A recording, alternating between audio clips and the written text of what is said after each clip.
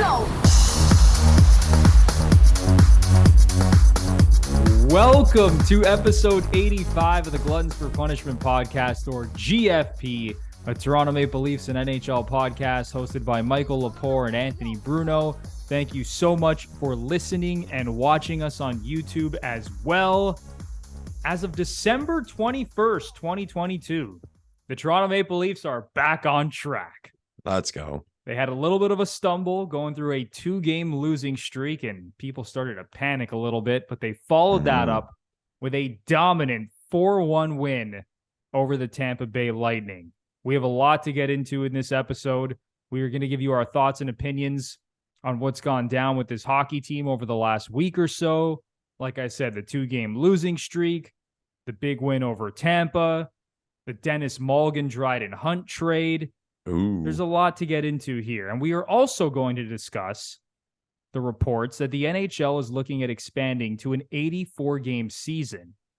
And then we are also going to give our thoughts on which team in Canada has been the most disappointing team in the NHL this season. So I promise you want to stay tuned until the very end. But before we get into all that, it is time to officially welcome in my partner in crime, Mr. Michael Lepore. How you doing, man? Anthony Bruno, the last show before Christmas, so I'm in a great mood. Don't we all just love it? Shoveling the driveway and the cold and all that fun stuff. Cramped up malls, people bumping into you. Christmas is the best. It's the best, but no reason not to have a smile on your face.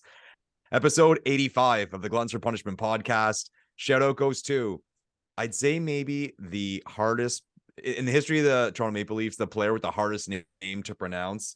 Semyon Duargu-Chintsev, who got called up to the Leafs this year, Russian center, spent some time with the Peterborough Beats, and now he's doing well with the Marlies. Not the biggest guy in the world, but he's got a little jump to him, so I like it. Hopefully we'll see him with the Leafs sometime soon. But yeah, episode 85, Semyon Duargu-Chintsev, the only player in the history of the Leafs to rock the number 85. Lepore, I love how you weren't afraid to pronounce his name. Just call him SDA. Everyone just calls him SDA because I think they're just terrified of saying his name. Oh, yeah, exactly. That's one of those ones you like. I remember when I saw him getting called up. It was like, that's one of those ones the broadcaster sees and they're just like, fuck. Like, how do I do this one? Like, even on a quick play, it's so long of a name, like Duargu-Chintsev. Like, it just, you got to figure something out, right? But some of the best broadcasters in the world do this. There's a football player on the Denver Broncos, tight end, Albert O. His last name, I'm not even going to attempt to pronounce it, but even Joe Buck on the broadcast earlier this season was terrified to say his name. So he just said Albert O. This is Joe Buck we're talking about. So yeah, even the best of the best do it, Lepore. I think, like, we're going down a separate path now, but I think being a play-by-play guy is such like an underrated, difficult thing to do. Like, I don't think people understand how difficult it is, like how fast and how good these guys are. I saw this story once on the guys preparing for NCAA March Madness, and like, they don't know any of the players. So like the homework they have to do and they have to make plays quick is like crazy. Like, I know myself, like, I'd be scared shitless to do it. Like, there's a lot of pressure. You're on the spot, you're live. So there's no margin for error. And yeah, man, like, those guys don't get the respect they deserve, in my opinion. Oh, Lepore, it's so tough, man. I've done play-by-play before. I was gonna ask you if you've ever done it. Yeah, I used to do it for Rogers TV like 10 years ago when I first started in the industry. Okay. And they used to throw me into the fire, man. I used to do play-by-play for hockey, basketball, football, soccer. A lot of the times I would get the team list literally like 15 minutes before the game. Awesome. And I remember one time, actually, now we're going off on a tangent here, but I did play-by-play for a soccer game. One of the teams was wearing pennies. I couldn't even see their jersey, so I didn't know who the hell was who. So they just, man, they throw you into the fire doing play-by-play. That's the Rogers big league TV. That's the big leagues, Bruno. You got tossed into there. They're wearing pennies. It's wild, man. I had no idea who was who. The pennies are obviously blocking their jersey numbers. It was a shit show, but honestly, I think I handled it pretty well. But yeah, man, you said it. It's a different beast, man. I don't think people realize how tough it is to do play-by-play. Yeah, I was talking to one guy who runs like the local stuff here in Ottawa, and he was saying he gets all these kids come in, and this what makes it even harder. It's hard to get practice because these kids come in and they're like, "Oh, I want to do play-by-play," and he's sitting there. He's like, "Well, I'm not going to give you the Senators, obviously." And then even one step down, he's like, "We do the 67s game. That's still OHL. Like you still have to be really good to be doing yeah, major and like junior what hockey. I used to do, I started doing high school games, Yeah, some college and university games. That it's tough. They don't just say, "Hey, here you go, you're doing the Leaf game tonight." Like that's and not how do you that get works. and how do you get noticed too, right? Like I mean, guys like you send in reels, stuff like that, you hustle. But if you're just doing high school stuff and occasional like university things, it's tough. It's Tough, tough man. It's a industry, man. grind. That's why you do a podcast. Exactly. That's why we chose the podcasting. Exactly. Play-by-play is a different beast, man. I'm telling you, it's really really tough. But shout out to all the guys out there, all the men and women who do play-by-play, because I know how difficult it is, and it's a grind. And you know, you gotta just keep working at your craft. But anyway, Lepore, let's get right into this podcast after we went off on a crazy tangent there. As I mentioned off the top, the Leafs had a little 2-game losing streak. It was the first time this season that they lost back-to-back games in regulation, falling 3-1 to the New York Rangers, and then an ugly 5-2 loss to the Washington Capitals, both games on the road. You knew they were going to come back down to earth a little bit after they were the hottest team in the NHL for like 3 weeks. But it's still, it was sad, man. Marner's point streak came to an end. His 23-game point streak. Michael Bunting was riding a 10-game point streak, which kind of was flying under the radar. That came to an end. So what are your thoughts on some of the things we saw during that little 2-game losing streak? Yeah, like you said, we all kind of knew the streak was going to end. I mean, all good things come to an end, but it kind of fell flat on its face. My take from the game against the Rangers was it was a super low event game, and the Rangers were hot coming in. Shesterkin's been back to his old self, playing really well. And you could tell right from the get-go that the Rangers were just trying to slow the game down. And it was a 2-1 loss, correct? That's how it ended. 3-1. 3-1. Jimmy Vesey scored 2 goals. And one was an empty netter. Of so course. It was essentially a 2-1 game. Yeah. So you could tell that was a plan for the Rangers all along. And the Leafs had chances. Marner had a few chances, and it would have extended his point streak. But just kind of one of those games. You're on the road, MSG, against the hot team. Like I said, low event game. They played pretty well. They just lost. I mean, that's sports. As far as the Capitals game goes, to me, that was just such a game where the Leafs have been playing very well. And when I say that, I'm referring to results. The Leafs have been getting all the results. So to get results, you need luck, you need bounces, you need some things to happen on a streak that aren't typical of the history of hockey, whether it's goaltending or a 20 whatever game point streak, something like that. And what happened in the Capitals game, or what I noticed anyway, is that everything came falling on its face in one game. Like it did its best to adjust. You mentioned already, it was the first time all season that the Leafs had lost back-to-back games in reg. As much as I love my Leafs, they weren't going to go the entire season without losing 2 games in a row in regulation, right? Then there was the Samsonov factor. He went into that game, I think, with like a 9.39 save percentage. Again, yeah, he had the best save percentage in the NHL. Yeah, so Samsonov is not the best goalie in the history of the game, and he's rocking like a 9.4 save percentage. So that was going to adjust. He wasn't good. I saw a stat about JT. It was like 18 games in a row. He was more than 50% in the face-off circle, just dominating, and he was brutal in that game. I think he was like 20 or 25%. So everything just kind of came collapsing down at once, and the score looks bad, but I mean, that's what happens sometimes. They kept Ovi off the board. Way to go, boys. I loved it. Loved it. I was gonna bet my house that Ovi was gonna tie and surpass Gordie Howe in that game, but very happy we were able to keep him off the score sheet. So as far as like the question of like, okay, was I nervous or like how I felt about it? Not at all. Not at all. Because the Rangers game to me was a game where they could have went either way. Again, on the road against a hot team, hot goalie. They played pretty well. And the Capitals game, like I said, to me was just a big adjustment game, and that's going to happen to good teams here and there. We're seeing it around the league, like the Devils over a span losing 6 in a row. It's like the record is more reasonable now. But I will say, I mean, the Tampa game was big. We really wanted a result from the Tampa game after those 2 losses. So to get the W in that one, relax the slight amount of nervousness that was there, because let's face it, even if it's a loss to the Rangers on the road, a loss to the Caps and everything, with everything adjusting, and just a whatever loss to Tampa, a 3-game losing streak is now a 3-game losing streak. And you don't want to go into the Christmas break cold, right? So whatever little nerves were there were erased by the Tampa win. But all in all, as far as the 2 losses go, like, nah. I guess that's the way to put it. Yeah, when you go 12-0-3 in a 15-game stretch, a 15-game point streak, you know that it's going to adjust at some point.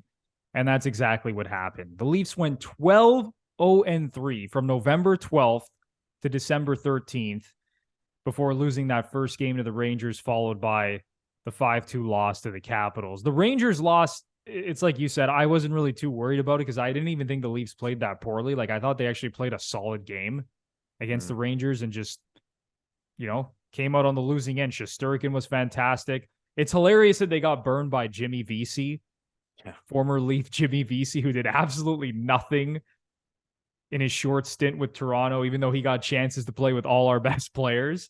And then the following game, Lepore, the Leafs get burned by Eric Gustafsson, who became the fifth Swedish defenseman in NHL history to record a hat trick.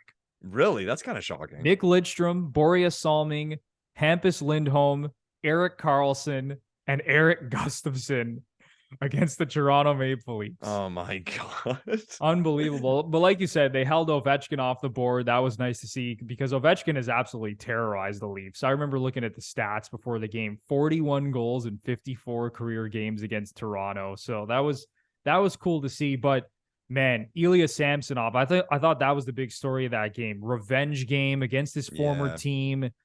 Didn't give him a qualifying offer. He was a first-round pick by the Washington Capitals, and they basically said, screw this guy, we're moving on, even though he's only 25 years old. So that's got to be a big shot to the ego, man. First-round pick, you think you're the goalie of the future for the Washington Capitals. Alex Ovechkin, one of the greatest players of all time, is on your team. Like, they have a ton of great players. John Carlson, Nick Backstrom, who's out right now. But you think, I'm going to be the goalie of the future for this team. And then they let you go. You sign with Toronto on a 1-year prove-it deal, and you get your big moment in a revenge spot against Washington, and he had his worst game of the season. Yeah. So that was tough to see. Like, he was letting in some brutal goals against the Capitals.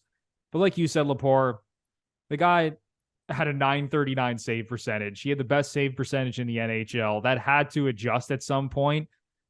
It was just unfortunate to see it happen in that spot against his former team in a game that he wanted to win so bad.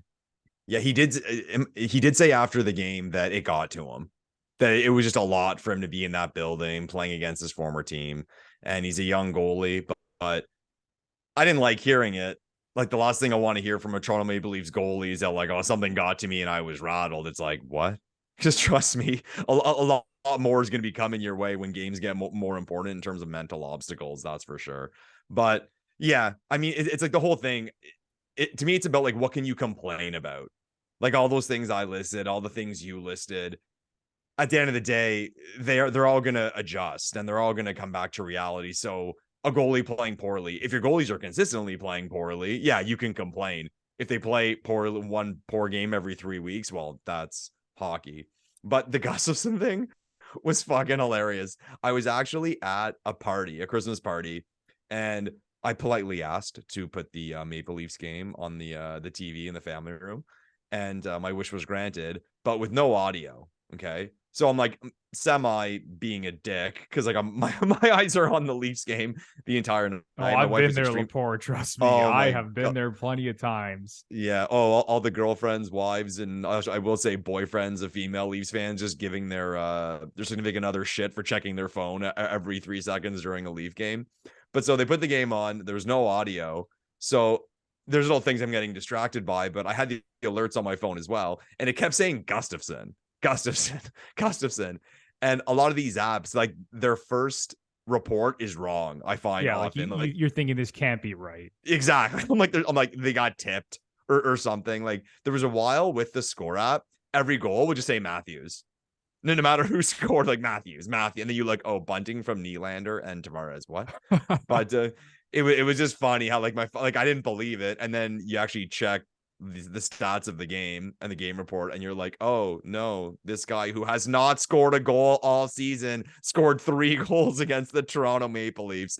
And you mentioned the VC thing. Not only does he score, Bruno, the goal of his life. Yeah, that was an incredible goal. The game-winning goal that he scored, my goodness.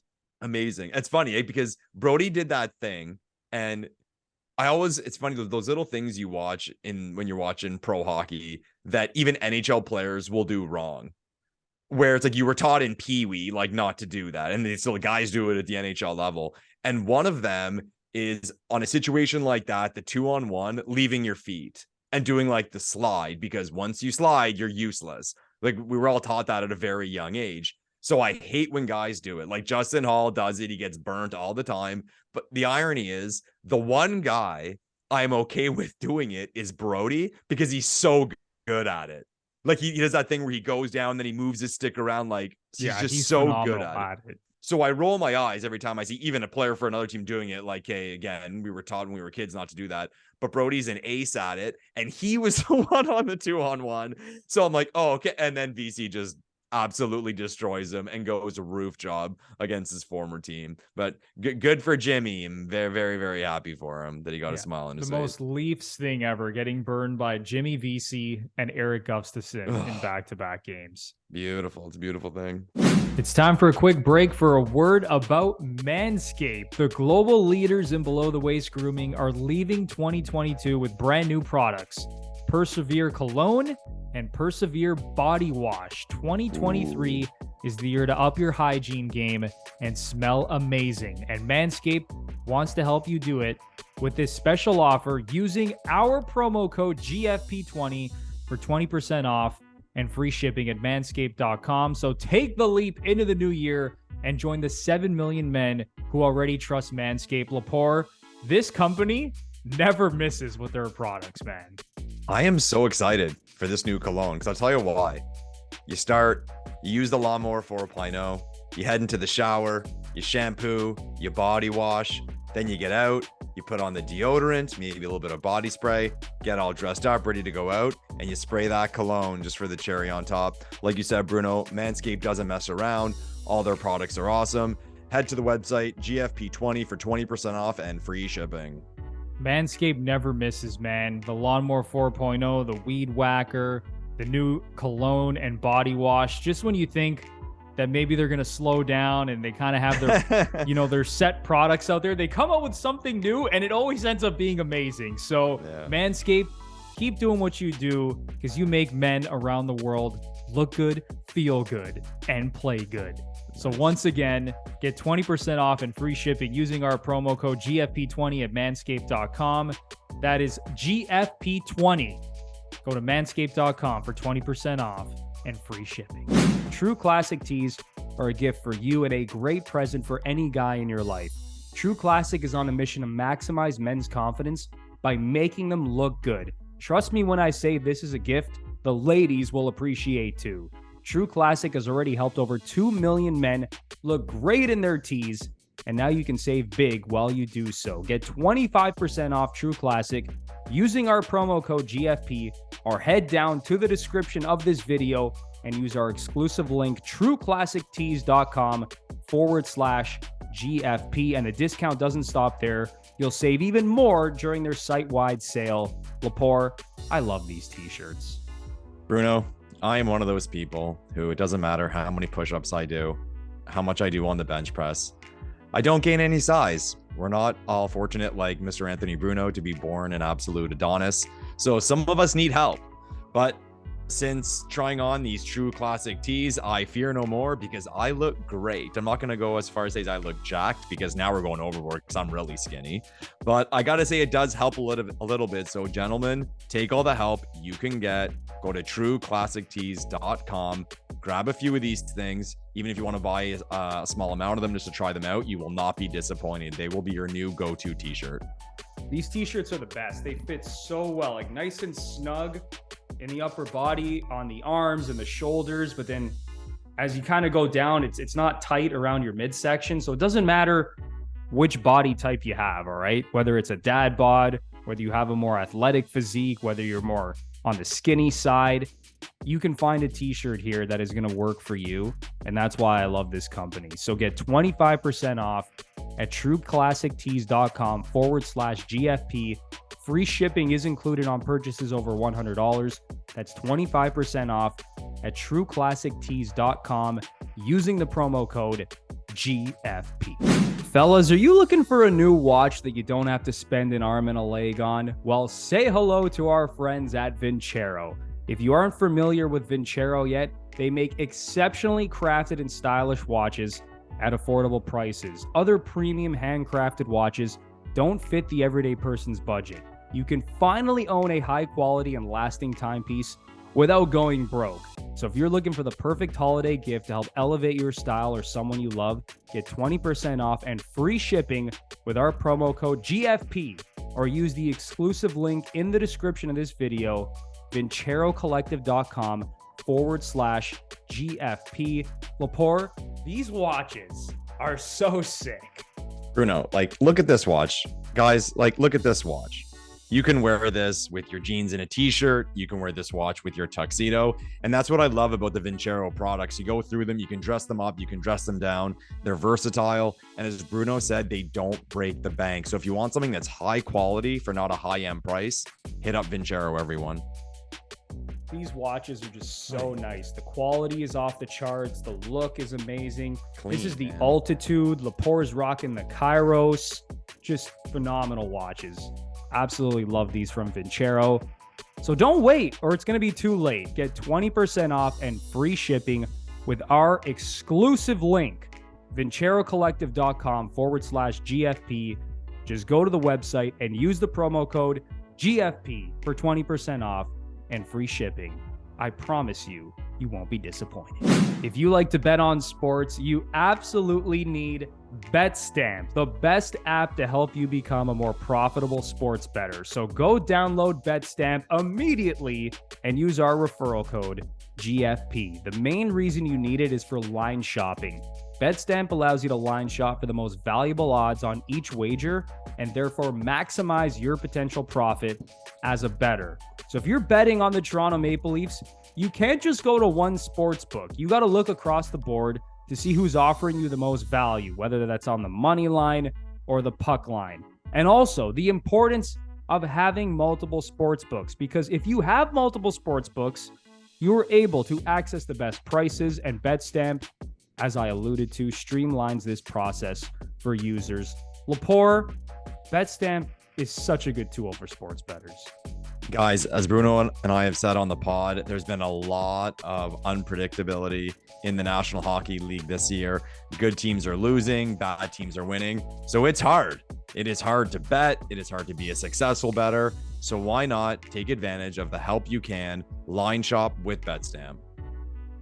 And one other thing that Betstamp does that's fantastic is that it allows you to connect with all the major sports books, right? And it allows you to link your account so your wagers from all those sports books automatically sync right into the app. So download the app and use our referral code GFP. I will have it linked down in the description. Betstamp is the way to go if you're a sports bettor and you actually want to make some money betting on sports. Lepore, the Leafs followed up those two losses with arguably their most dominant win of the season. Against the Tampa Bay Lightning. They outshoot the Lightning 40-19. They were outshooting Tampa 29-8 after two periods. Like, it was a complete beatdown. They ended up winning the game 4-1. A huge statement game for the Leafs. Tampa came in riding a 5-game winning streak, creeping up in the Atlantic Division standings. And isn't it funny how once again, after all the takes in the offseason, that it's Boston, Toronto, and Tampa, top three in the Atlantic, when everyone thought maybe, just maybe, the Ottawa Senators would creep in there, or Detroit would take a step up. And Detroit has been better. But my goodness, it's just the same three teams year after year after year. and they're arguably 3 of the top 5 teams in the NHL right now, but huge win for the Toronto Maple Leafs. Just dominant, winning puck battles, the shot attempts, the scoring chances. Like, the Leafs were just so good in this game. I was very impressed, Lepore, across the board from this hockey team. And if they can continue playing like this against the top teams, because listen, the Leafs, they show up against the top teams, man. Yeah. Like, they've already beaten Dallas this year. They've beaten New Jersey. They've beaten Boston. They've beaten Tampa. Yeah. They've beaten some really good teams this year. They've beaten Carolina. So just another notch on the belt. And I know it's the regular season, but it was really good to see. Yeah. I'll say it, man. Watching that game, comment down below what everyone else thinks about this and like what you guys saw. But I think that was Bunting's best game as a Maple Leaf. Like, he scored that sick goal. I thought he was just distributing the puck well, and that's not really something he's known for. He put Matthews in on that chance, and he was everywhere. He was laying hits. He was getting in people's faces. There was that thing after Nylander. You know what's funny, eh? When Marner got hit from behind at the end of the second period and all that melee started, it took away from the whole Nylander just bailing and like being on a comedy reel for the next couple of weeks. He just bailed behind the net, but he got involved in that. It was awesome. It was awesome to see. You see him chirping. He's got the blood on his face. That's why Bunce is there, and that's why his teammates love him, and that's why the fans love him. But as far as the performance goes, there's not much to say in the way that, solid win, outchanced the opponent. I mean, Murray made a big save when it was 0-0. Like, the Leafs were dominating play, and Murray made that one save in close. The one goal Tampa got came off a face-off, kind of like a bang-bang play. Not much you can do about that one. It's how the puck goes sometimes.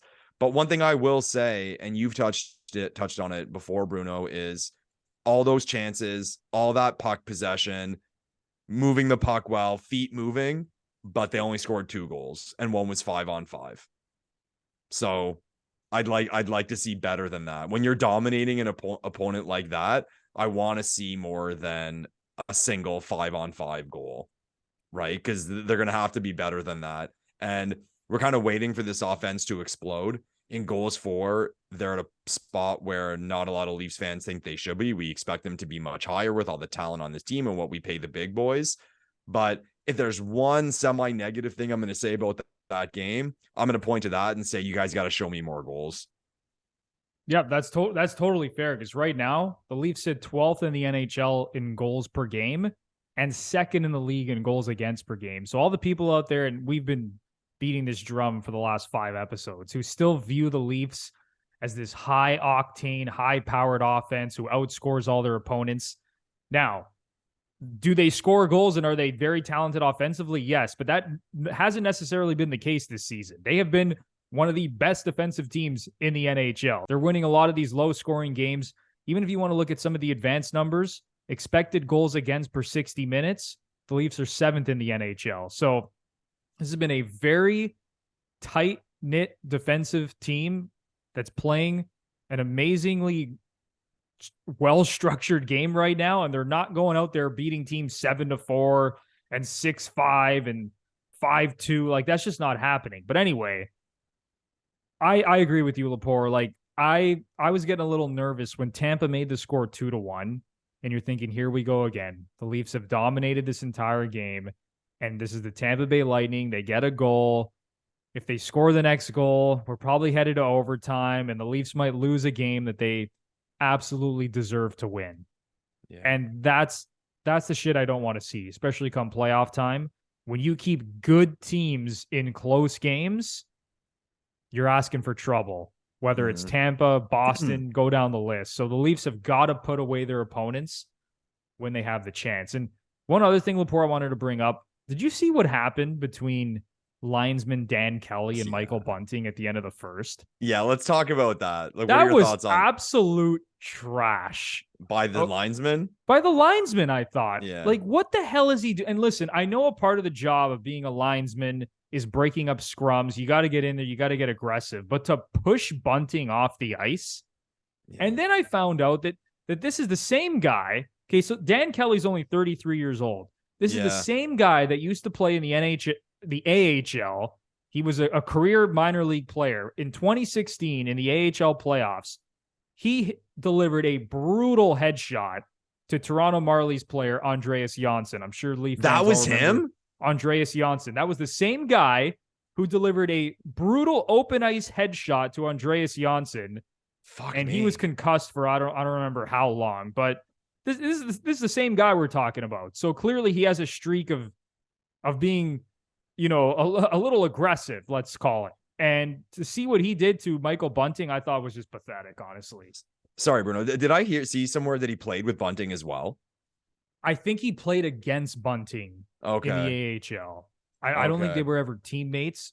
He spent the majority of his career with the Albany Devils. Okay. But yeah, it's the same guy, 33 years old, like, you know, really young linesman, right? You don't see a lot of guys that young who are reffing games or linesmen in the NHL, but clearly that guy has a lot to learn, because I thought that was completely crossing the line what he did to Bunting. That's funny, because like I totally remember that hit on Janssen, and like Leafs fans everywhere freaking out because he was our golden boy at the time. But yeah, see, I'm not going to disagree with you, but I'll tell you what I saw. So you see it the first time, okay, and you see Bunting kind of fall back and he's got his hands on him, and you were like, holy shit, man, like relax, like you can't do that. And I know it's not the same thing, but like, can you imagine a player did that to a ref? And people know what I mean by that, but it just seemed like overly aggressive. But then when I saw it again, it almost looked, and maybe I'm wrong, maybe I gotta watch it a third time, it almost looked like he put his hands on him, and because Bunting was going from ice to like the rubber or whatever come out, he kind of lost his balance. So I think it may have looked a lot worse than it actually did. But everyone, comment down below what you thought. But I guess beyond all that, he shouldn't be putting his hands on him like that. Like, it's just it's a bad look. And like, let's say, like, what if Bunting even like would have fell or something? And not like, can he you got imagine injured. he falls through the gate there and like hits his head, or who knows what could have happened? Like, imagine he got injured because of that, because of a stupid linesman who just decides that he's going to be an enforcer again and he's going back to his playing days. Now, I do agree. Maybe it looked a tiny bit worse than it was because he was obviously going off the ice and the gate was open. But man, I thought he was a little too aggressive there, pushing him off the ice. Like that was just so uncalled for, in my opinion. The thing that was fucked about it too was that it wasn't as if like Bunting was doing something out of the ordinary. Like, one of his players got hit and he was kind of in the scrum and he just like pushes him away. Like, that happens every game in the NHL. It wasn't like Bunting was being a complete asshole and the referee was trying to calm things down or just get him out of there. Do you see refs doing that to Brad Marchand or some of the other pests around the league? Are they putting their hands on them? No, that is a weird one. So for the people out there who are going to call us out and say, you're just talking about this because it happened to a Leaf. No, like, if this happened to any player, like, that's crazy. Yeah, you shouldn't put your hands on a player like that. Yeah. Anyway, any other thoughts, Lepore, from what we saw from the Leafs over the last week or so? No, they got the one more game before the Christmas break against Philly. It's the, if I'm not mistaken, it's the next gen game, the game where they fill the building with kids, do all the cartoon stuff. Are the Leafs wearing the black jersey? That I'm not sure about. I think I heard somewhere they are. We'll see about that. But usually it's a fun game to watch. Knock on wood, usually the Leafs win that game and don't let 18,000 children down. But hopefully they can have a little 2-game winning streak before the Christmas break, and all will be happy in Leafland. Don't let the kids down, Leafs. Don't let them down. But yeah, should be a nice win heading into the holiday break for the Maple Leafs against a terrible Philadelphia Flyers team. All right, Lepore, we got to talk about a report that came out a few days ago. Okay. It has created a lot of discussion on social media. Greg Wyshynski of ESPN came out with a report saying that the NHL is discussing expanding from an 82-game season to an 84-game season. And this has also brought up some discussion amongst hockey fans as to whether the NHL should actually implement a play-in tournament similar to the NBA, where the 7 plays the 8 seed, the 9 plays the 10 seed, and then the winner of those games play each other. And the 7-8 seed, the loser also gets a second chance to get in. But anyways, this little mini play-in tournament that the NBA does, and fans are thinking maybe the NHL should implement that as well. So what are your thoughts on expanding to an 84-game season? I'll just give you my initial take before I'll let you go first. But I think it's too long to keep my take short. But what are your thoughts on expanding to an 84-game season? Yeah, I don't see really and truly what the point is. Like, I know what the point is, and it's going to come down to money, and owners like more money, and more games equals more money. But I'm not excited about 2 more games. I'll put it that way. To me, like, the season's long enough.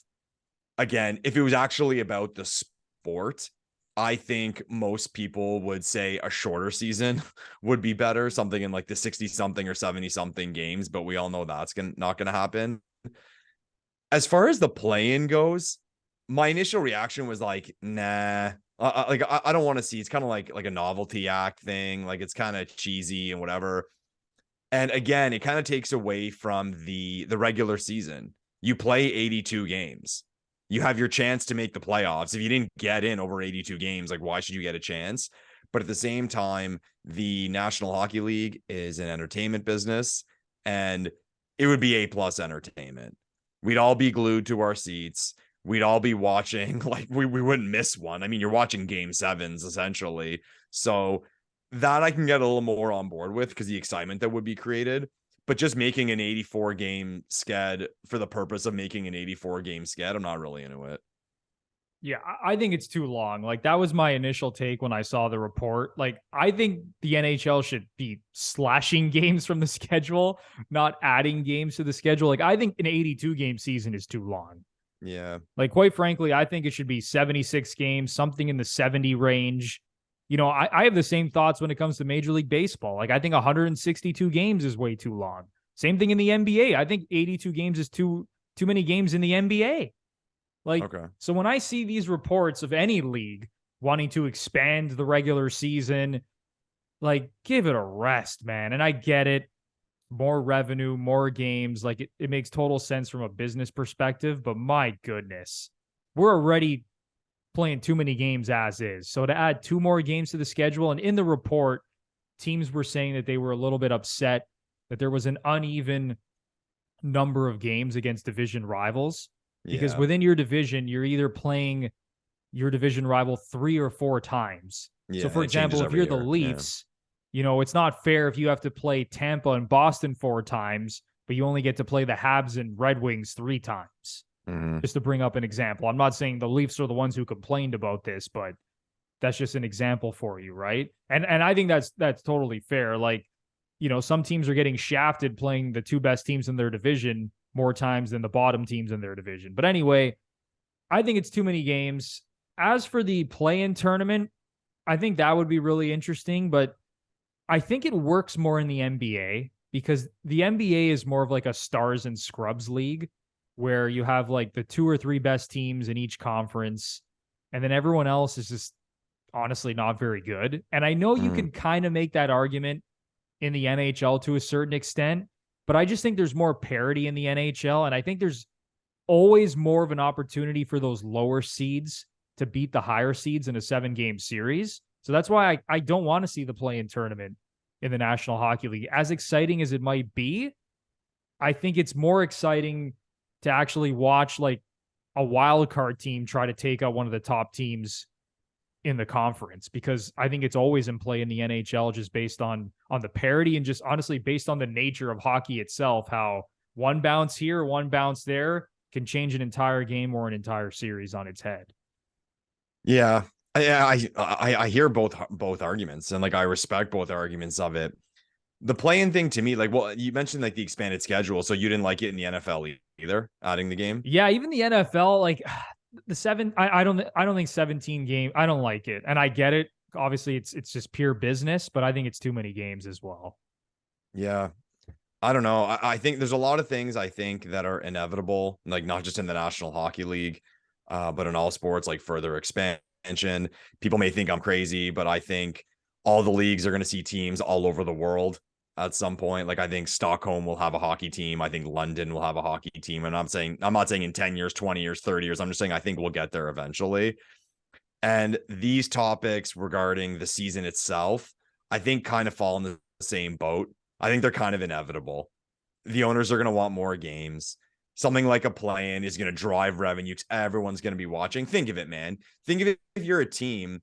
If you're a team, let's say that you're a middle market team and you're fighting for a playoff spot. You're not a team that sells out every single game. You get a play-in game. Like I'll say it as someone from Ottawa. So the Senators had their summer. They signed all their big names. Like, let's say right now, I mean, they're kind of behind the eight ball a little bit, but let's say they go on a run and they get into that spot where they can have a chance. Those games, like everyone's dialed in, man. Like everyone in this city would be going crazy. And then if they were at the higher part of the play-in and they have those games at home, that's a big ticket. Like, I would probably go just for the excitement of it, right? Not even cheering for a team, just like I want to be there to see this shit show. So I think they're inevitable. Like I think it's gonna happen. I really and truly do. And I guess as far as percentage goes, there's more teams now. Like we're at a point where, and people can debate this one, but we're at a point now. Okay, so 32 teams, half the teams in the league make the playoffs. You go back to when I was a kid. There's only 21 teams in the NHL. So you had to be bad to miss the playoffs. And then it gradually got, like the number got bigger and bigger of teams. So then the percentage of teams that made the playoffs got lower. So on that end, I don't know, like on that end, is it okay then to have like kind of a greater chance for teams to get in because we have more teams that like you kind of have a shot? Because let's face it, like if you get into that 10th spot, you didn't make the playoffs, but you're at least in the mix and you make it reasonable. Like, I don't know if people have that take at all.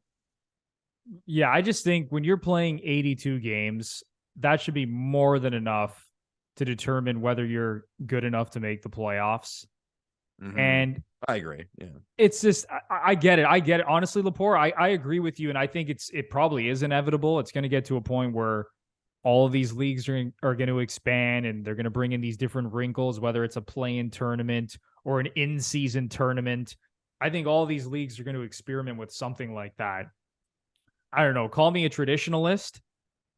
For the NHL specifically, because of the reasons that I outlined, I don't love the play-in tournament. And I think they already play too many games as is.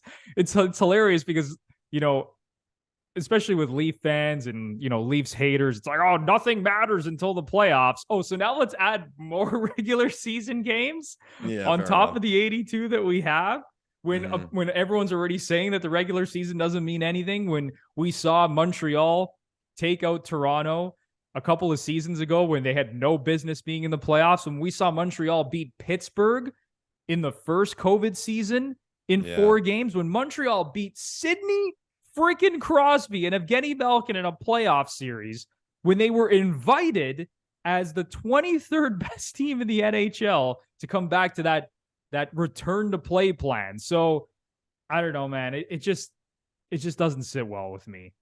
Mm-hmm. All right, Lepore. Let's move on now. Already smiling. Like I always say, Bruno's excited. I always say when he's already smiling, he's excited for this one, everyone. Get ready. This is my favorite topic of today's podcast. Woo! Which Canadian team has been the most disappointing this season? There are some really, really good candidates here, okay? Yeah, there are. We have the Ottawa Senators and Vancouver Canucks, who have both been just putrid this season, okay? And coming into the season, we both thought that Vancouver and Ottawa were going to be pretty good. But my goodness, right now, looking at points percentage, Ottawa 25th in the league, the Canucks 26th in the league. We're going to give Montreal a pass because everyone thought they were going to be pretty bad. Yeah. Then you have Edmonton and Calgary, based on points percentage, sitting 17th and 18th in the NHL. So some really good candidates here. Obviously, the Leafs and Jets are having great seasons. They are both top 5 in the NHL in points percentage. So, Lepore, I ask you first, which Canadian team has been the most disappointing this season in the NHL? I'm going to go kind of personal on this one, Bruno, because I mean, we can have the discussion of what's worse. You thought you were going to be competitive and you suck, or you thought you were going to be really good and you're just competitive. So I will go with the latter. And I will say that the Canadian team I am most disappointed in is the Calgary Flames, because based on last season, based on they had a great summer. I mean, that summer could have went south in a hurry. The management there made some great moves and things look good for them. And you look at that roster, what do they need? What do they need? I don't know. I mean, they have depth up front. I like their D. Markstrom is supposed to be good. They have a little bit of grit. They apparently have the right coach who can win in a way that should work in the playoffs. So to me, I'm going to pick Calgary, and that's because I had really high expectations for them. And they can always turn it around. They can go on a heater. They can do damage in the playoffs.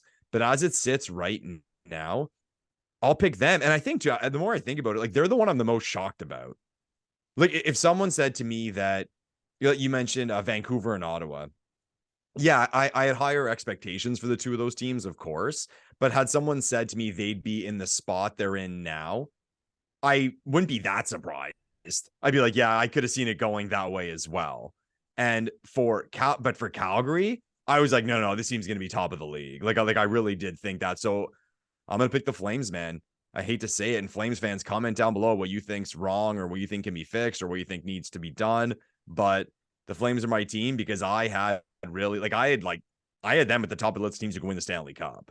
And so far this season, they're not even close to that category. Before I tell you which team I think has been the most disappointing from Canada, let's stick on the Flames for a second, because I'm very surprised as well. Because when you look at the advanced stats, they rate out very well, Lepore. Okay. Like at 5-on-5, their Corsi numbers, they're third in the league in Corsi for percentage. So that's just like pure shot attempt share. Then when you look at expected goals for percentage, Calgary, top 10 in the league. They have outscored their opponents by 5 goals at 5-on-5. Like, they've been a solid team, but their record is just not a reflection of that right now. Like, Huberdeau is struggling offensively. They need their best players to be a little bit better. Markstrom is not having a good season. They have some issues, and it is surprising because, like you said, man, I thought that they were going to also be like one of the top teams in the league. I didn't necessarily think they were a Stanley Cup contender, but I think they were easily going to make the playoffs. And right now, they are playing at an 89-point pace. That's an 89-point pace. Yeah, not good enough. Yeah. This team was dominant last season, man. Go look at the standings from last season. And I know it's a different team. No Kachuk, no Gaudreau. But didn't this team have like 110 points last season as I pull up the standings right now? And you added Huberdeau and Kadri. So, I mean, it's shocking to see. So saying all that, Lepore, and as the standings finally load here, yeah, Calgary finished with 111 points last season and a plus 85 goal differential. There you go.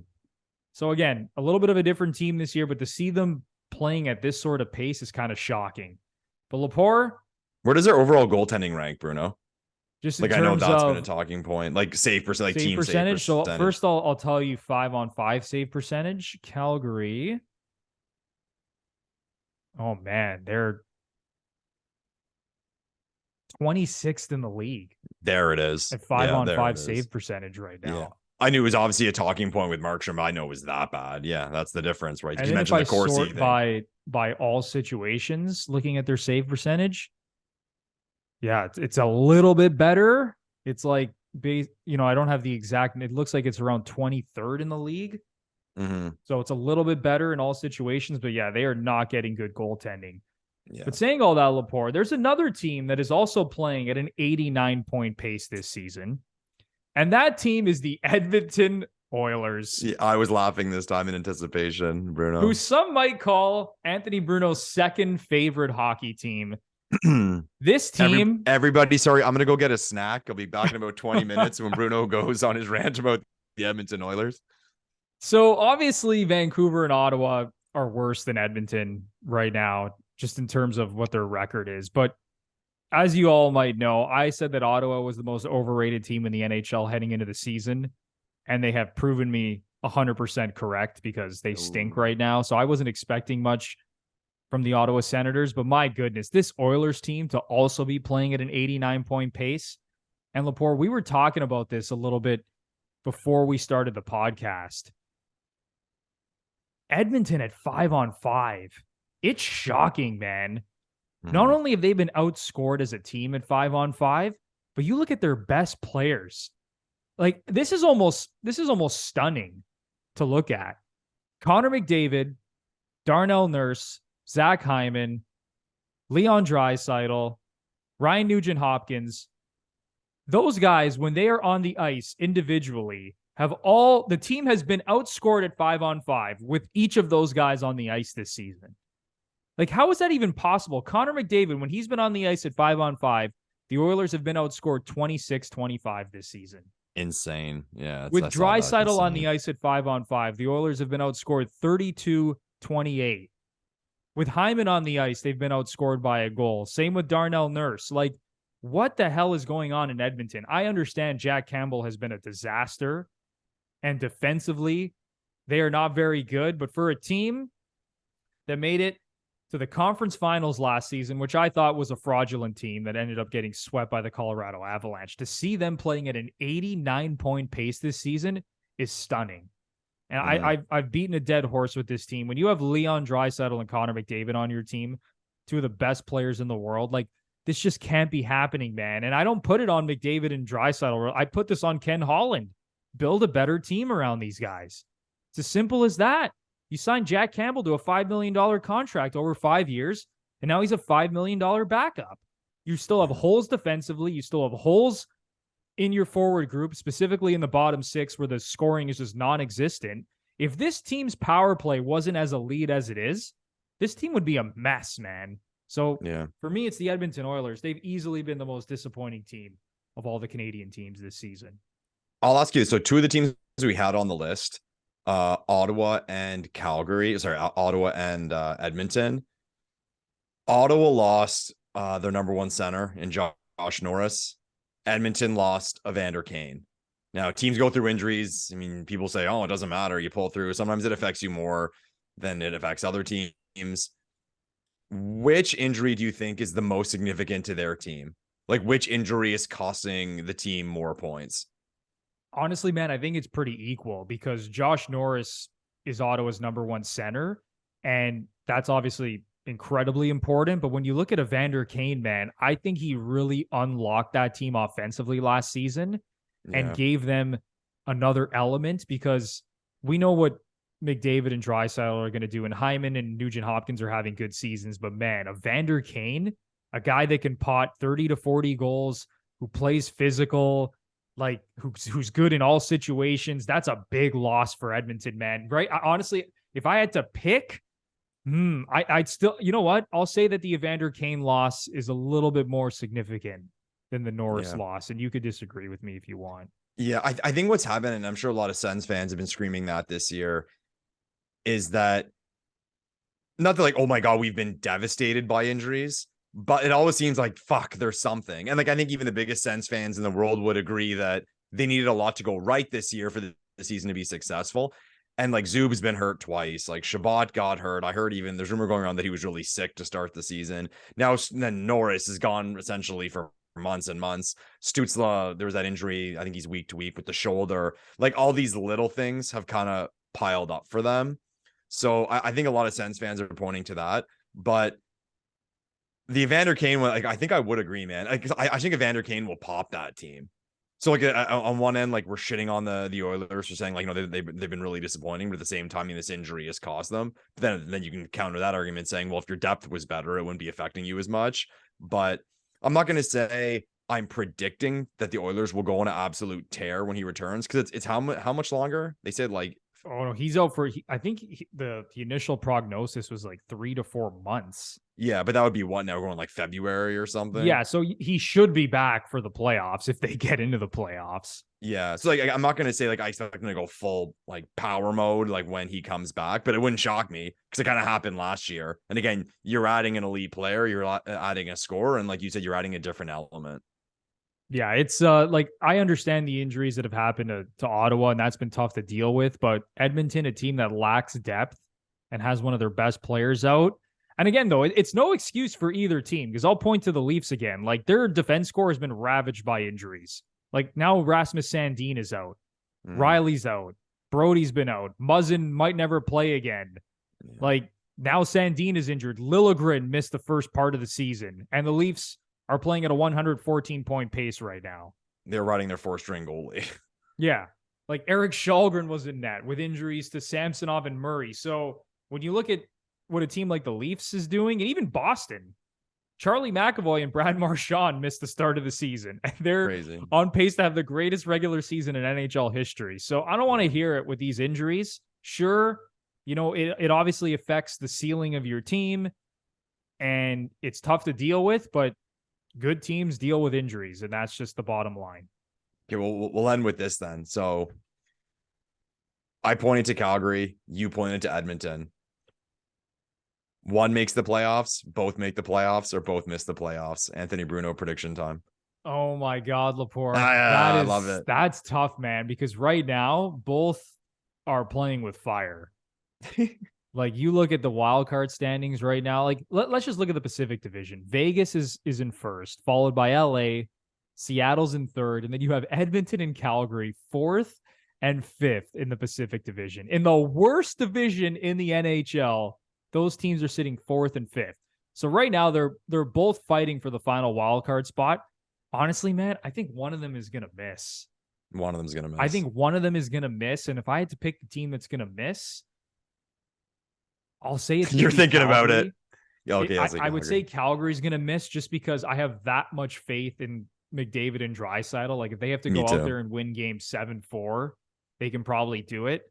So I think they have a little bit more firepower. I think Calgary's like a more complete team, but Edmonton has the better high-end talent. So I'll say that one of them gets in, and I'm going to say it will be Edmonton, but my goodness, man, they are both playing with fire right now.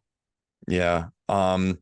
First things first, imagine someone told us in the summer that the Pacific was going to go Vegas, LA, Seattle. You're like, what the fuck are you talking about? Where are you going? How many shots of tequila have you had? But I'm going to say both make it. I'm going to go on a limb and say they both catch Seattle and LA as the timing of the season moves on. I got confidence in Calgary as a group. I got confidence in Sutter as a coach. He's been around, and I agree with you with McDavid and Draisaitl, and hopefully an addition of Kane in the next little while. So I think those three will go off and they'll play extra minutes, whatever they got to do to get in. So I'll say both. So we'll check in on this report in a few months and see where we're at. Pessimistic Bruno and optimistic Lepore. No, all right, you could have said they both missed. I would like to see both of those teams get in because I want to see them play each other. I want to see a 2-3 again. Let's see the 2-3, have them play each other again. Yeah, that would be awesome. But man, as it stands right now, like we're 30 plus games in. Colorado has three. Like Colorado is sitting in the first wild card spot in the Pacific, but they have 3 games in hand on Calgary and Edmonton. And I think we all believe that Colorado is going to be fine. That's another team that's been dealing with a ton of injuries. Yeah, so what was it? 40 right now, man, it honestly does look like that one of these teams from Alberta is going to miss out. Give me a fun watch. But we'll see. All right, man. Anything else you want to get off your chest before we wrap this thing up? I think I'm good, man. One more game before Christmas. Like I said, Leafs, please do your very best to give these 18,000 children a good time. And Merry Christmas with a Leafs win. Afternoon game. It's always weird when the Leafs are playing an afternoon game. There's something wrong to me about an original 6 team playing an afternoon game. Just doesn't sit right. But like I said, hopefully the Leafs get a win and they go into the break with a little winning streak. And then they can, have some confidence, be feeling good, and kind of really, I don't say like cement their spot in the new year when they come back, but that's kind of the time you do it. Like right now, you get your feet wet. You can look at the standings. After the Christmas break, to me, is the time where you really see what teams are made of. And you really want to put in a good push before the trade deadline to know where you're at exactly. And I'm not going to say chill for the last, 15, 20 games of the season, but be comfortable in where you are as a team and where you are in the standings. Yeah, 100%. And I think the Leafs are going to go out and absolutely dummy the Philadelphia Flyers in this final game before the holiday break. And I think that's going to be a great way to go into the break and, have some confidence heading into the unofficial second half of the season. All right. That is going to do it for episode 85 of the Gluttons For Punishment Podcast, or GFP, a Toronto Maple Leafs and NHL podcast hosted by Michael Lepore and Anthony Bruno. Once again, if you are a new listener, longtime listener, you really enjoy the show, please give us a 5-star rating on either Apple or Spotify, whatever you use. And then on YouTube, smash the like button, subscribe to the channel, leave a comment down below. You have no idea how much that helps us out. And one other thing, follow us on Twitter. Yeah. At Anthony M. Bruno and at Lepore GFP. If you want in-game Leafs takes, hockey takes, other sports takes, we're always on Twitter, tweeting up a storm. And you can go follow us on there as well. We would really appreciate that. All right, everybody. That is going to do it for episode 85, and we will see you in the next one. Thanks, everyone.